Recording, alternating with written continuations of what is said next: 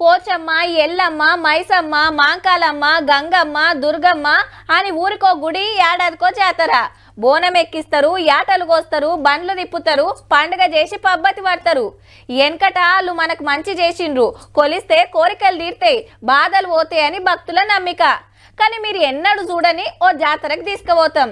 ఆ దేవుని గొప్పతనం తెలిస్తే రెడ్ సెల్యూట్ చేస్తారు పక్క. జాతర జోరుందిలే. ఇంతకు ఏ దేవుడని చూస్తుండ్రా? కామ్రేడ్ కేవల్ కిషన్. ఇదే గుడి. ఏడాదికో నాడు నిండారా పూజలు అందుకుంటాడు. పుట్టింది మెదక్ జిల్లా తుర్కల మందాపూర్. గరీబుల బాధలు చూడలేక ఎర్ర జెండా వట్టి భూస్వాముల మీద మరలబడ్డ వీరుడు. పేదలకు భూములు వంచి వాళ్ళ మంచి చెడ్డలు అరుచుకున్నాడు. అందుకే కాలం చేసి 63 ఏండ్లైనా ఇప్పటికి సుత దేవుని లెక్కనే కొలుస్తున్నారు అక్కడోళ్ళు.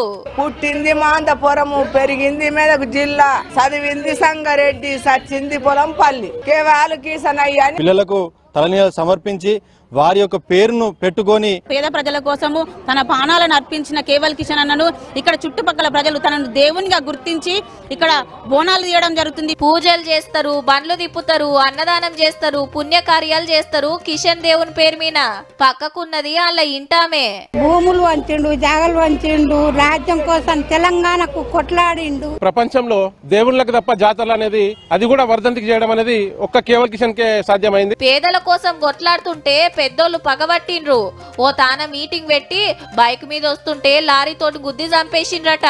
ఆయనతో పాటు లక్ష్మయ్య అని చెప్పి ఆయన స్నేహితుడు ఉండే ఇక్కడ రోడ్ యాక్సిడెంట్ చేసి ఆయన ఇక్కడ చంపి అక్కడ బాయిలో పడేశారు. ఆయన జీవిపోయిన జాగలనే ఇంటోళ్ళు గుడి కడితే 63 ఏండ్ల కంచెల్లి జాతర నడుస్తుంది.